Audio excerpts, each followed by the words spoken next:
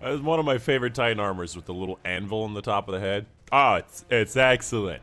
Welcome, ladies and gentlemen. My name's Dychronic, your host here on this Destiny 2 video. Today, we're taking a look at these Suros location as random rolls for November 12th, 2021. So obviously, again, just as a reminder, we have trials this week. There's a trials booster. This dude got zapped.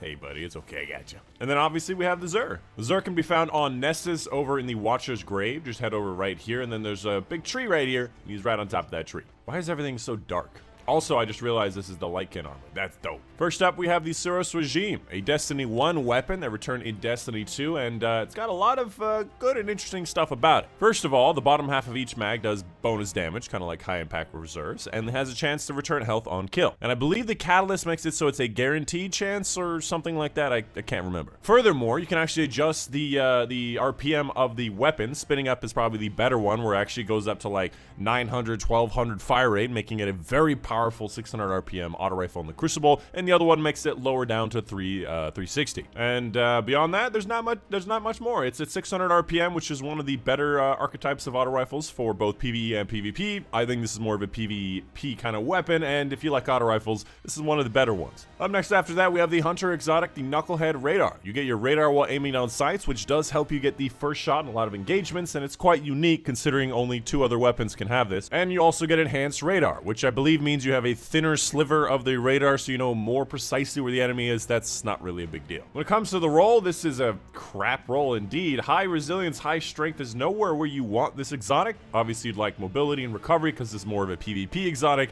And total stats of 60 is kind of bad as well. So kind of bad exotic for a really bad roll. Up next for the Titan exotic, we have the Ashen Wake. I wish this thing had an ornament. I'm not a huge fan of this.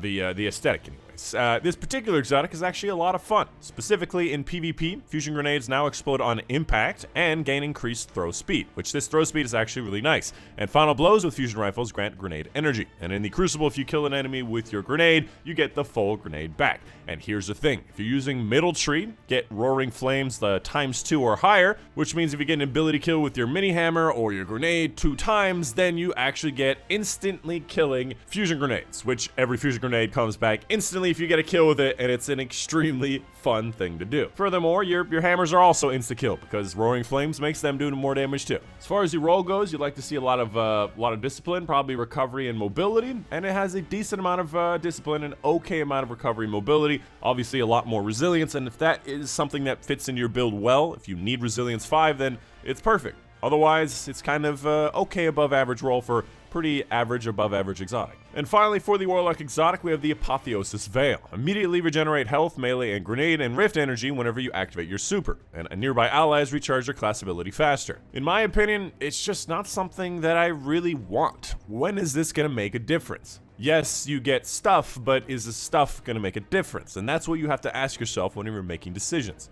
In this particular exotic, I really don't like. And when it comes down to the roll, it's also really kind of off the roll. You probably want a lot of intellect, discipline, strength. It has intellect, doesn't have recovery because Warlock stuff, and it has resilience. I don't know what's going on with this. I'm not a big fan.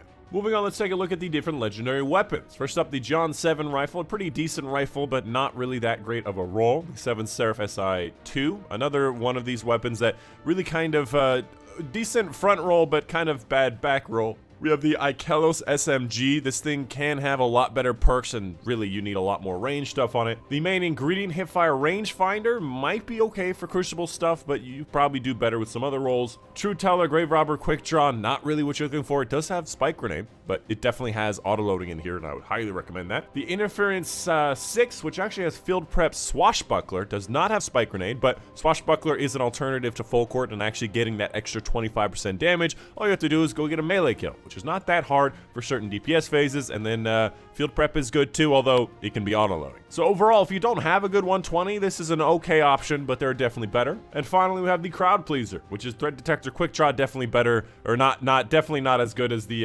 Interference, so just ignore that. Moving on, let's go ahead and take a look at the different possible rolls. This one has got some good distribution, but poor total stats. This one is kind of poor in both different ways. 60, not really that great, and 58, not that great. So the Warlock one's not really hitting it out of the park. And of course, there's the Exotic Engram, which I recommend you guys do get because it gives you an exotic you never see before, or it comes with a very high stat roll, which is what I'm going for. 66. Wow, recovery, mobility, intellect. God damn!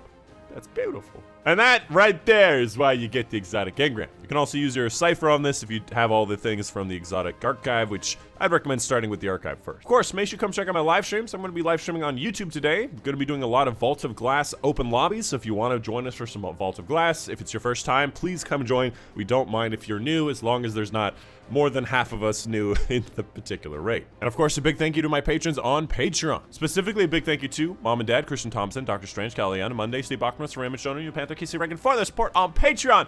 And that's it. Hope you guys did enjoy. My name is Dychronic, and I'll see you guys on the next one.